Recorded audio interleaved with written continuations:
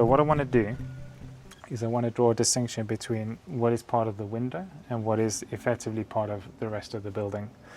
So this over here is the sill of the window, and this over here is effectively part of the box of the window.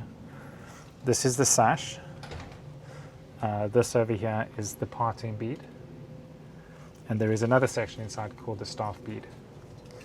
When we replace a window, if we're doing all of the window, we're going to be replacing all this timber. So we replace the sill, we replace the box, we replace the parting bead and the sash. What we don't necessarily do any work on is this over here, this section, because this is a concrete sill.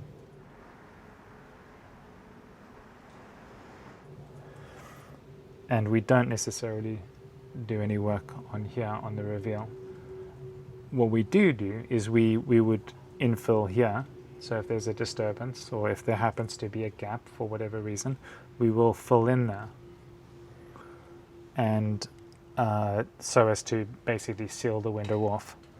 But it's very important to have a distinction between what is the window, which is the timber part, and what is effectively the rest of the building work, and hopefully that clarifies that point.